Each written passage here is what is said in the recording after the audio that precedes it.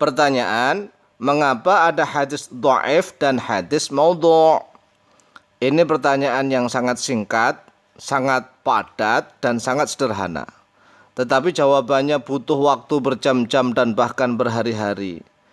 Karena proses periwayatan hadis tidak sama dengan proses periwayatan Al-Quran. Kalau Al-Quran maka diriwayatkan secara mutawatir dari zaman Rasulullah SAW, kemudian zaman sahabat, tabi'in, sampai zaman kita sekarang. Beda halnya dengan periwayatan hadis, karena tidak seluruh sahabat itu selalu menyertai Rasulullah SAW sehari semalam 24 jam, tidak. Kemudian periwayatan hadisnya tidak sebagaimana meriwayatkan Al-Quran.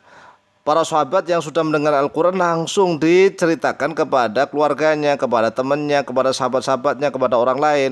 Sehingga yang lainnya juga begitu. Maka Al-Quran itu diriwayatkan secara mutawatir. Mutawatir itu apa? Lah nanti kita akan bahas kitab mustalah hadis. Gara-gara hadis dhaif dan maudhu' inilah zaman sekarang ini banyak orang Islam yang geger, yang ribut, yang debat, berbantah-bantahan. Karena banyak orang-orang yang belum tahu apa-apa, yang belum paham tentang ilmu-ilmu Islam, apalagi paham tentang seluk-beluk hadis, tetapi sudah bernafsu ikut-ikutan menghukumi hadis ini dhaif, lemah, hadis ini maudhu', palsu, tidak boleh dijadikan hujah, tidak boleh dijadikan sandaran amal. Hadis dhaif dan maudhu' harus dibuang sejauh-jauhnya karena dia berbohong, berdusta menggunakan atas nama Rasulullah SAW. Kemudian di sisi lain, masih terlalu banyak kaum muslimin yang sudah digelari sebagai seorang ustadz, dipanggil sebagai mubalik dan da'i, tapi masih sering menukil hadis-hadis maudhu' dan tidak dikasih bayan, tidak dikasih penjelasan karena nggak paham, nggak tahu. Oleh sebab itu semakin ribut, semakin geger. Umat Islam agar tidak semakin ribut, semakin geger, maka harus alim. Kalau orang alim itu walaupun berbeda tetapi mereka tidak bermusuhan. Mereka tetap akan rahmat, saling kasih sayang. Karena apa? TST, tahu sama tahu. Oleh sebab itu mari kita belajar kitab mustalahul hadis, ya. Minimal kita harus tahu tentang istilah-istilah hadis agar kita semakin menjadi umat Islam yang rahmatan lil alamin. Di dalam kitab mustalahul hadis, hadis itu terbagi menjadi 4. Yang pertama sahih, yang kedua hasan, yang ketiga dhaif, yang keempat maudhu'. Hadis yang pertama as-sahih itu terbagi 2, li dzatihi wa li ghairihi. Baik li dzatihi dan li ghairihi semuanya makbul, diterima. Diterima artinya bisa dipakai hujah, dasar, dalil di dalam menentukan tentang i'tiqad, tentang akidah maupun tentang hukum-hukum Islam yang menentukan halal haram. Kemudian yang kedua al-hasan. Al-hasan juga terbagi 2, ada li dzatihi dan li ghairihi. Ini dua-duanya makbulun, diterima. Kemudian apakah bisa untuk tentang i'tiqad, akidah? Ya, mayoritas ulama memang mengatakan kalau untuk akidah maka harus sahih. Kalau hasan bisa dipakai untuk menentukan hukum-hukum fikih, menentukan tentang halal haram. Kemudian yang ketiga dhaif. Dhaif ini di dalam kitab mustalah hadis sederhana terbagi menjadi 20 nau'an. Ada 20 macam. Jadi ada nanti hadis itu mu'allaq, ada hadis mursal, ada hadis munqati, ada maqtu' dan seterusnya. Kemudian ada banyak ulama yang membagi hadis dhaif itu menjadi 50 macam.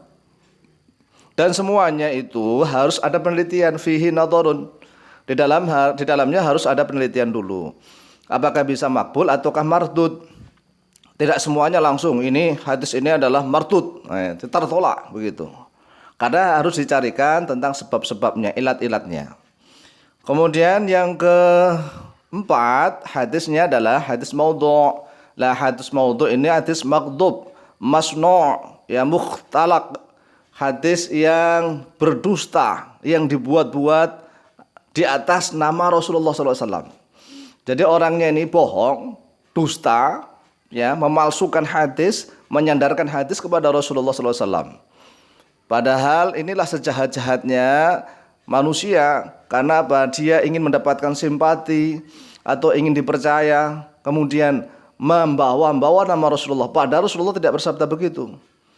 Oleh sebab itu, kita akan melanjutkan pelajaran mustalah hadis tentang tarikhu tadwinil hadis, sejarah pendewanan hadis. Mengapa sih hadis itu sampai ada yang sahih, ada yang hasan, ada yang dhaif, dan ada yang maudhu'. Pada awal-awal masih aktif turun wahyu Al-Quran, memang Rasulullah SAW melarang penulisan hadis. Karena apa? Kenapa? Karena khawatir nanti akan tercampur kalamullah dengan kalamu Rasulullah SAW, tercampur aduk, nggak bisa diidentifikasi mana yang kalamullah, mana yang kalamu Rasulullah. Nanti akan khawatir seperti kitab-kitab umat terdahulu, akan khawatir seperti Bible. Oleh sebab itu Rasulullah SAW melarang penulisan hadis. Dasar larangan menulis hadis diriwayatkan oleh Abu Sa'id Al-Khudri. An Abi Sa'id Al-Khudri radhiyallahu anhu qala Rasulullah sallallahu alaihi wasallam la taktubu anni syai'an illa al-Qur'ana wa man kadzaba anni ghairal Qur'ani falyamhuhu wa hadithu anni wala haraj wa man kadzaba alayya muta'ammidan falyatabawwa maq'adahu minan nar. La taktubu anni, janganlah menulis oleh kalian anni dariku syai'an pada sesuatu pun illal Qur'an, kecuali Al-Qur'an. Wa man kataba anni ghairal Qur'ani, barang siapa yang menulis dariku yang selain Al-Qur'an, falyamhuhu, maka hendaklah menghapus oleh dia hu pada tulisannya itu, hapus semua. Wa hadithu anni wala haraj, dan ceritakanlah oleh kalian anni dariku wala haraj, dan tidak mengapa. Jadi apa yang Rasulullah SAW sabdakan, apa yang Rasulullah sabdakan, maka boleh diceritakan dari sahabat ke tabi'in, tabi'in ke tabi'in, begitu, ke keluarganya, ke muridnya, diceritakan dari mulut ke mulut, di telinga oleh telinga, tidak ditulis. Rasulullah SAW melanjutkan, wa man kadzaba alayya muta'ammidan falyatabawwa maq'adahu minan nar. Barang siapa yang berdusta alayya, atas nama aku, muta'ammidan dalam keadaan sengaja, falyatabawwa, maka hendaklah menyiapkan oleh dia maq'adahu pada tempat duduknya minan nari, dari neraka. Kalau tempat duduknya dari neraka, ya otomatis dia penghuni neraka. Akhraja telah mengeluarkan hu pada hadis Ahmadu oleh Imam Ahmad nomor hadis 11.344, wa Muslimun, dan oleh Imam Muslim nomor hadis 3004. Ini adalah dasar pelarangan tulis hadis, sehingga hadis ini jauh setelah zaman Rasulullah SAW sampai kurang lebih tahun 99 sampai 100 Hijriah, zaman Khalifah Umar bin Abdul Aziz, baru ada pendewanan hadis. Akan tetapi larangan menulis hadis itu tidak mutlak berlaku untuk seluruh sahabat, bukan. Ada beberapa sahabat yang diperbolehkan oleh Rasulullah SAW mencatat, menulis hadis-hadis beliau. Dasarnya adalah yang pertama, haditsu kitabati khutbati Rasulillah SAW ama fathi Makkah li rajulin min ahlil Yamani uktubu li Abi Syahin. Yang pertama adalah hadis tentang penulisan khutbah. Jadi khutbahnya Rasulullah SAW pada tahun Fathu Makkah. Rasulullah SAW membolehkan menulis hadis untuk seorang lelaki min ahlil Yamani, dari penduduk Yaman. Jadi penduduk Yaman tersebut mendengar khutbahnya Rasulullah SAW takut lupa, sehingga beliaunya berkata, uktub li ya Rasulullah, uktub li ya Rasulullah, tulislah untukku wahai Rasulullah.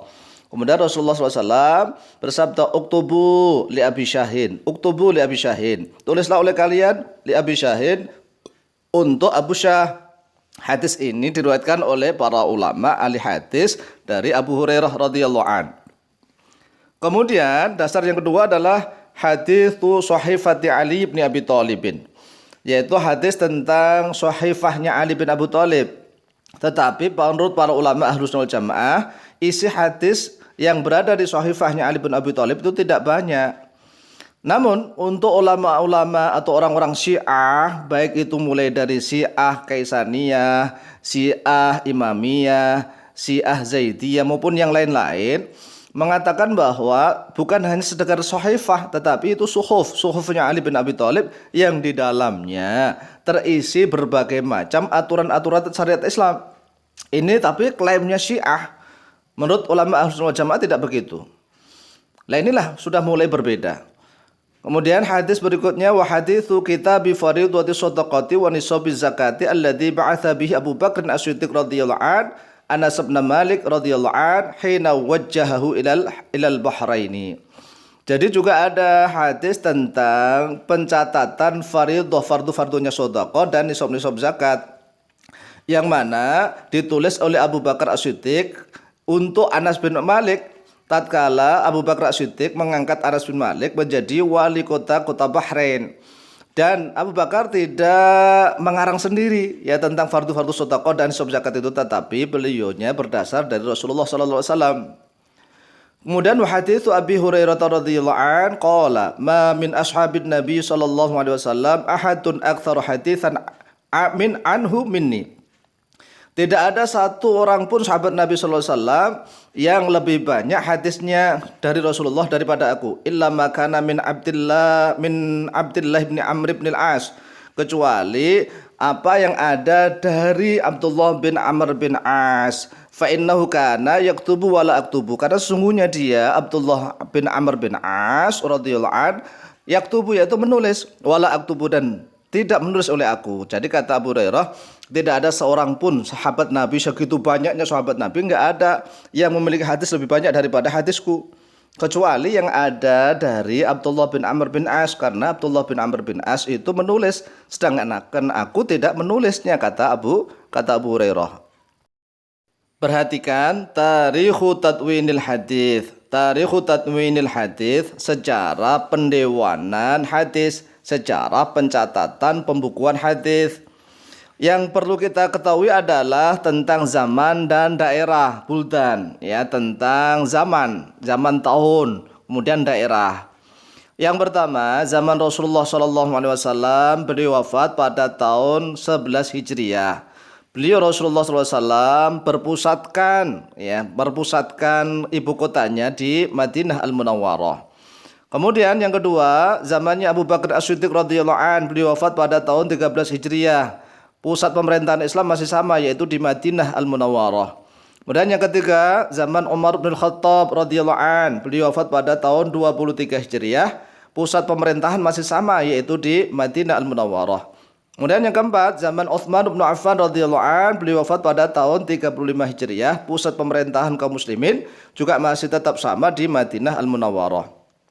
Kemudian setelah Utsman bin Affan wafat, ya, terbunuh, tertikam oleh orang-orang yang demonstrasi ingin, ya, menggulingkan kekuasaannya Utsman bin Affan.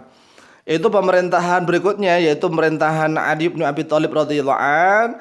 Pemerintahan pusatnya kaum muslimin dipindahkan ke Kufah. Nah, Kufah itu daerah Irak sekarang, Kufah. Kemudian terjadilah tahun 36, ya, wafatnya Utsman itu tahun 35. Tahun 36-nya terjadi perang namanya Perang Jamal yang dipimpin oleh Sayyidah Aisyah berserta azwajun Nabi, para istri Nabi. Kemudian senopati perangnya ada Thalhah bin Ubaidillah dan ada Zubair bin Awam. Ini terjadi perang antara kaum muslimin, antara kelompoknya Khalifah Ali bin Abi Thalib dengan kelompoknya Sayyidah Aisyah yang ada Thalhah bin Ubaidillah dan ada Zubair bin Awam. Kemudian pada tahun yang ke-37 Hijriah, jadi 36 kemudian 37, satu tahun berikutnya, terperang lagi antara Khalifah, ya, kelompoknya Khalifah Ali bin Abi Thalib dengan kubunya Muawiyah bin Abi Sufyan. Terjadi di Siffin, perang Siffin. Nah, di dalam perang Siffin inilah mulai terjadi perpecahan umat Islam. Ada kelompok-kelompok yang tidak puas dengan keputusan tahkim antara Ali dengan Muawiyah bin Abi Sufyan. Mereka keluar dari kubu keduanya yang namanya Khawarij.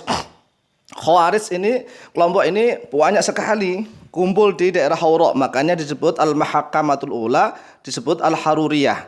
Kemudian Al-Haruriyah, kelompok Khawarij Al-Haruriyah nanti ada terpecah-pecah, terpisah-pisah lagi. Ada yang kelompok Al-Azaraqah, ada An-Najdad, Al-Adriyah, ada Al-Bayhasiyah, ada Al-Ajaradah, ada Al-Thalabiyah, ada Al-Abadiyah, ada Sofariyah dan yang lain-lain.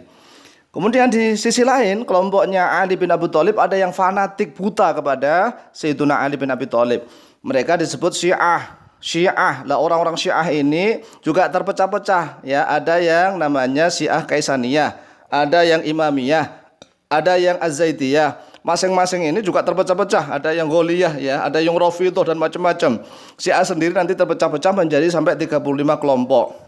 Ini mulai banyak terjadi persaingan politik. Mereka sampai tega-teganya berdusta menggunakan nama Rasulullah SAW. Hadis-hadis palsu, hadis-hadis maudhu', hadis-hadis dusta mereka sandarkan kepada Rasulullah SAW, dan itu pun belum ada upaya pendewanan hadis pada zaman itu. Kemudian zaman yang keenam adalah zamannya Al-Hasan bin Ali radhiyallahu anhuma. Al-Hasan bin Ali wafat pada tahun 50 Hijriah.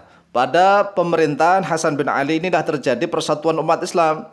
Karena Sayyiduna Hasan bin Ali radhiyallahu anhuma menyerahkan kekhalifahan kepada Banu Umayyun, yaitu diserahkan kepada Muawiyah bin Abi Sufyan yang berada di Damaskus, Syria. Jadi pusat pemerintahan Islam pindah ke Syria, Damaskus. Muawiyah bin Abi Sufyan radhiyallahu an wafat pada tahun 60 Hijriah. Sampai pada tahun yang ke-60 Hijriah, yaitu seusia manusia, ini belum ada upaya pendewanan hadis, belum ada pencatatan hadis, padahal hadis-hadis sudah menyebar kemana-mana. Ya, sudah ke Irak, sudah ke Kufah, ke Basrah, ke Yaman, kemudian ke Damaskus, Syria, ke Mesir dan kemana-mana. Para sahabat sudah menyebar kemana-mana, tetapi belum ada upaya pendewanan hadis sampai kepada tahun 60 Hijriah. Setelah wafatnya Sayyiduna Muawiyah bin Abi Sufyan radhiyallahu anhuma pada tahun 60 Hijriah, suasana politik, suasana kondisi situasi dan keadaan umat Islam saat itu semakin panas, perpolitikan semakin tegang. Umat Islam ada yang berbaiat kepada Sayyiduna Al-Husain bin Ali bin Abi Thalib radhiyallahu anhuma untuk menjadi khalifah. Kemudian ada yang tetap mempertahankan putranya Muawiyah yang namanya Yazid bin Muawiyah bin Abi Sufyan untuk tetap menjadi khalifah di Damaskus, Syria. Kemudian terjadilah tragedi Karbala. Pada tahun 61 Hijriah, Sayyiduna Husain dibunuh di Karbala beserta keluarga beliau, istri-istri beliau, pengikut beliau dibunuh di Karbala pada tahun 61 Hijriah. Suasana politik semakin tegang, semakin panas. Karena kaum muslimin yang ada di kota Makkah Al-Mukarramah dan juga ditambah dengan yang ada di kota Madinah Al-Munawwarah membaiat setia kepada Abdullah bin Az-Zubair bin Awam untuk menjadi khalifah kaum muslimin yang memusatkan pusat pemerintahan di kota Makkah Al-Mukarramah. Sehingga Abdullah bin Az-Zubair bin Awam juga harus berjuang keras memerangi orang-orang Khawarij, memerangi orang-orang Syiah, juga harus menghadapi Yazid bin Muawiyah bin Abi Sufyan, sehingga terjadilah peperangan. Tetapi Yazid bin Muawiyah saat itu tidak mampu mengalahkan Abdullah bin Zubair bin Awam, sehingga Yazid sakit, wafat pada tahun 64 Hijriah. Pemerintahan Bani Umayyah dilanjutkan oleh putranya Yazid yang bernama Muawiyah bin Yazid bin Muawiyah.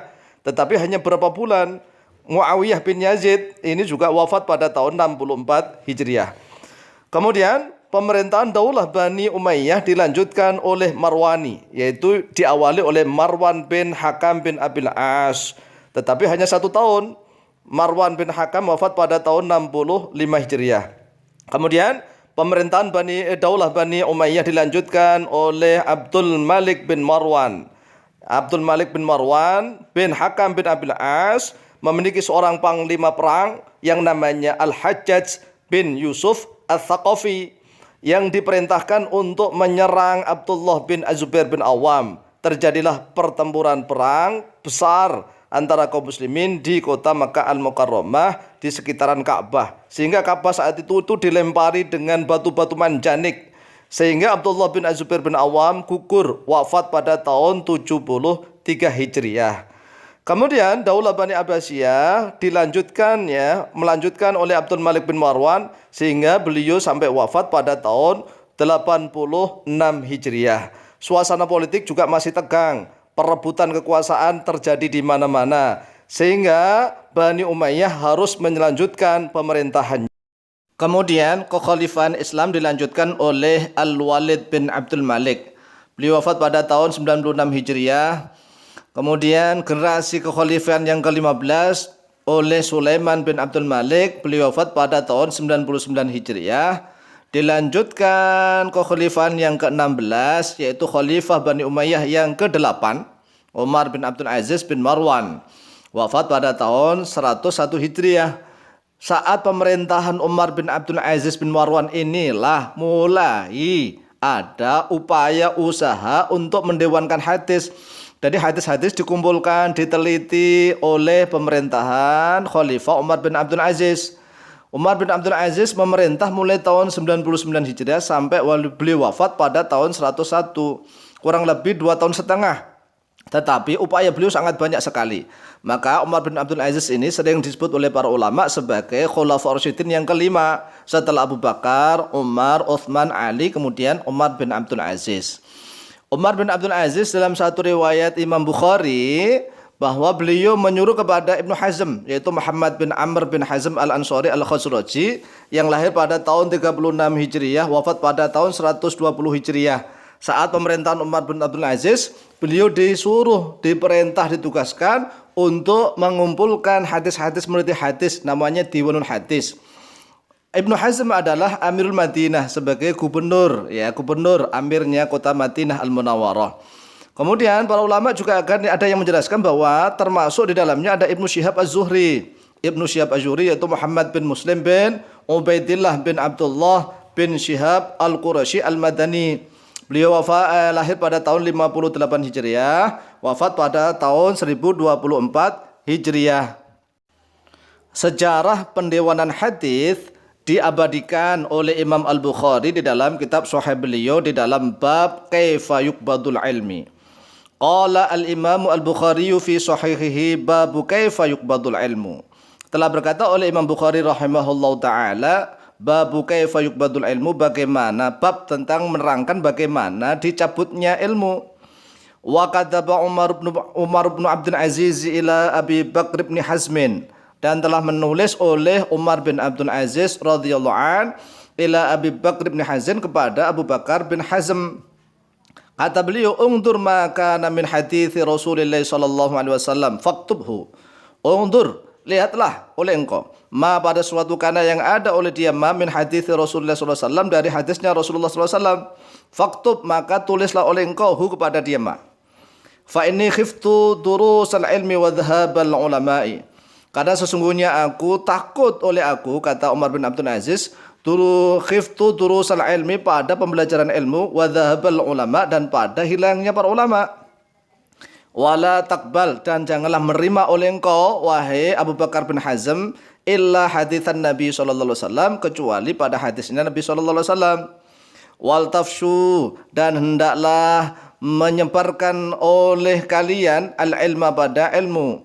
Wal tajlisu, dan hendaklah duduk oleh kalian hatta yu'allama, sehingga diajari man terhadap orang-orang la ya'lamu, yang tidak mengetahui. Fa innal ilma, karena sungguhnya ilmu la yahliku, yaitu tidak akan hancur, tidak akan hilang, hatta yakuna sirran, sehingga ada oleh dia ilmu sirran, yaitu rahasia. Jadi ini adalah proses sejarah urut-urutan bagaimana tadwinul hadis, yaitu terjadi pada pemerintahan Khalifah Umar bin Abdul Aziz yang memerintah pada tahun 99 Hijriah sampai tahun 101 Hijriah. Coba dibayangkan, selama itu panjang sekali zamannya, hampir sudah 100 tahun baru ada proses pendewanan hadis. Makanya ada hadis yang sahih setelah diteliti, ada yang hasan, ada yang dhaif, ada yang maudhu'. Demikian satu episode tentang pelajaran mustalah hadis. Mudah-mudahan manfaat dan barokah fid dini wa dunya wal akhirah. Wallahu muwaffiq ila aqwamit thoriq. Wassalamualaikum warahmatullahi wabarakatuh.